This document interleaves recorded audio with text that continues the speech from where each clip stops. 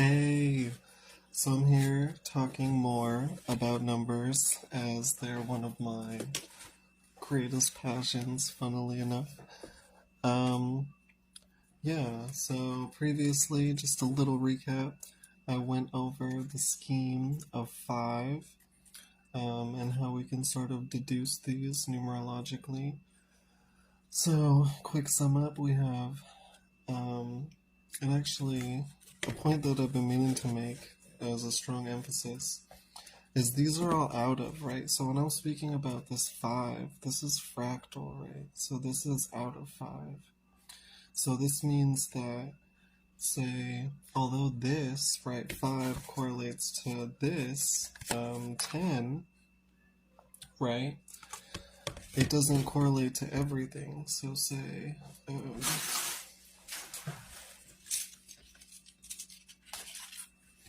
this 9, right, isn't necessarily going to have the same values, right? So there's going to be, again, some correlation in that we'll see we sort of have a beginning and ending in the middle, right?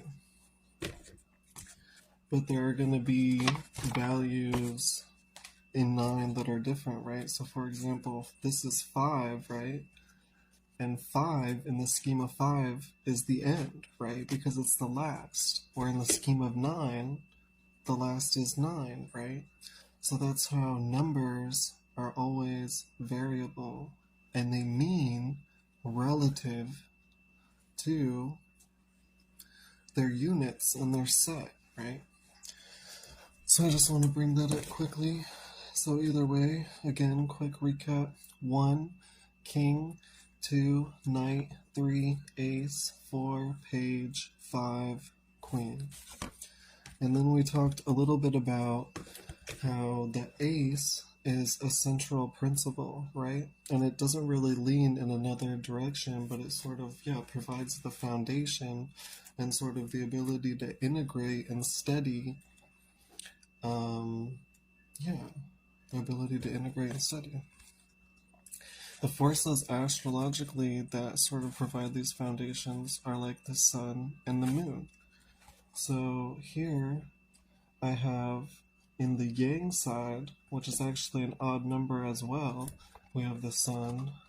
And here in the yin side, which is an odd number as well, we have the moon. And 3 and 8, right? And again, the reason that these are is because they're in the center part of 5 relative to a yang or yin, right? Meaning the spiritual integration, like the ego, and the corporeal integration, like the moon, and our more receptive ability, right? Ability to take in, right? Rather than to project. So, moving a little bit further, we'll notice in the 5 then we have 2 more yang numbers, right? We have 1, which is yang, 2, which is yin, 3, which is yang, 4, which is yin, and 5, which is yang. So there's 2 that really connect to this force that would be more us and conscious, right? Rather than other and unconscious, right?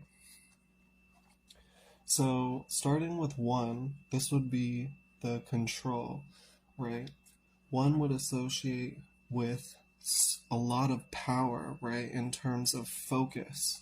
And like I said, that control, the sort of grip we have on our intent, right? Our will, right? But this is the psychic, part, right? And this would verse the more king or the control over the physical, right? Which would have more of an association with strength. So this is where I associate this with Pluto, although like I said previously, these are associations and not exact transcribing, right? So yeah, just like how I view Pluto to really drive us down to a point to test our will and really drive us to either we want something or we don't, I think that's why I put this symbol and this planet here for 1. Because it is so much just about power too, right? there's two numbers here that are very, very powerful, which is the beginning 1 and the last 10, right? 1 has more of a focus, right? Whereas 10, because it's the last, has more of an openness, right? And so this is where this is really empowering something in particular, right? And really driving on that in particular, right?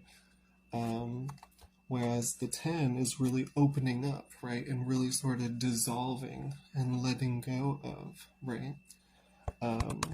So they're both very powerful, but they work in opposite ways, right? And the cool thing about setting up the star and diagram this way is we'll see that, look, if I put my finger here, and I try to put this right, my finger ends up on Jupiter, right? So from Pluto 1, it opposes Jupiter 10. And that's a cool thing about this scheme. So as we'll talk about the Neptune, we'll see that that opposes Mars, or even we could say that 5 opposes 6, which I'm transcribing Neptune and Mars, and I'll tell you about why.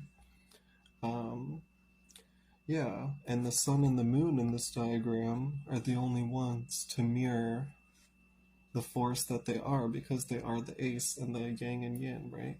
And the sort of integration and sort of reality, right?